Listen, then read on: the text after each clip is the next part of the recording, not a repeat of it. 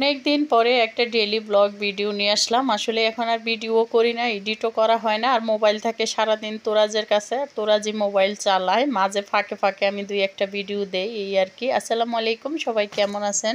আসলাম আপনাদের সাথে আরেকটি ডেইলি ব্লগ নিয়ে। দেখেন আমরা মা ছেলে মিলে একটু হাঁটতে বের হয়েছি বিকালবেলায়, আর আমাদের এখানে অনেক সুন্দর কাশফুল হয়েছে, তো আমার আর আশাই হয় নাই। এখন দেখি কাশফুলগুলা বৃষ্টিতে প্রায় মরেই যাচ্ছে। ভাবলাম যে একটু ঘুরে আসি, ঘোরাঘুরি করে আসলাম। কয়েকদিনের বৃষ্টিতে একদম পাগল হওয়ার অবস্থা, আর ছোট বাচ্চা ঘরে থাকলে তো অনেক কাপড় হয়, এগুলাও শুকাইতে পারতেছি না। আজকে অনেক বৃষ্টি, আর এদিক দিয়ে আমি একটু রান্না বান্না করতেছি। আজকে ভাটা মাছ রান্না করতেছি ডাটা দিয়ে। ভাটা মাছটা সবসময়ই ভাজি করি, কিন্তু আমি 2 পিস কাইটা পরে আমি রান্না করতেছি আমার নিজের জন্য, কারণ এরা কেউ সবজি খায় না। তো ভাবলাম যে আমি একটু অল্প ডাটা দিয়ে এইভাবে রান্না করি, হাতে মাখাইয়া, এটা অনেক ভালো লাগবে। তো আর সত্যি তরকারিটা অনেক মজা লাগছিল।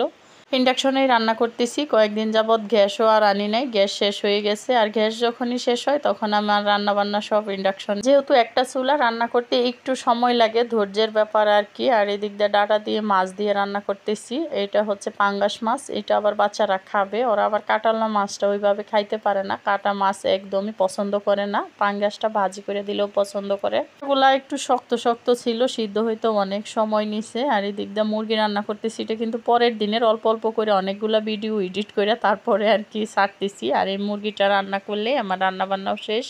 গ্যাসে রান্না করলে তো একদমই সময় লাগে না, ইন্ডাকশনে রান্না করলে একটু সময় লাগে। আর মুরগির পা কে কে পছন্দ করেন? আমার তো ভীষণ পছন্দের একটা খাবার মুরগির পা।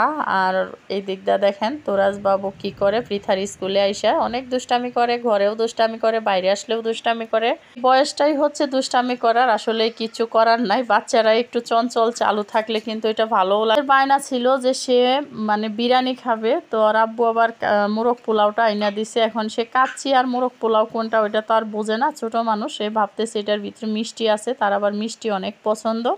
মোরগ পোলাওটা আমি ওরে খুলে দিতেছি, আর জিজ্ঞাসা করলাম যে এটার মধ্যে কি, সে বলতেছে যে মিষ্টি। আসলে মোরগ পোলাওটা ও তো ওইভাবে বলতে পারে না, এখন ভাবছে যে মিষ্টি মনে হয়। আমার বাবাটা একদম শুকায়ে গেছে, কয়েকদিন অসুস্থ ছিল অনেক বেশি। সবাই দোয়া করবেন তোরাজের জন্য। দিন দিন কিছু খায়ও না, একদম শরীরটাও আগের মতো কিছু নাই ওর, সব কিছুই মানে এত পরিবর্তন হয়ে যাবে আমি চিন্তাও করি নাই। শুকাইয়া একদম না খাইয়া একদমই অসুস্থ ছিল, মাঝখানে তো বেশি অসুস্থ ছিল। আর এদিক দিয়েই তো খাচ্ছে, আবার বলতেছে আম্মু একটু রেখে দাও পরে খাবো। মানে মাশাআল্লাহ কথাগুলো এখন এত কিউট লাগে, কত সুন্দর করে যে সব কথা বলে, একদম শুনতেই মন চায়।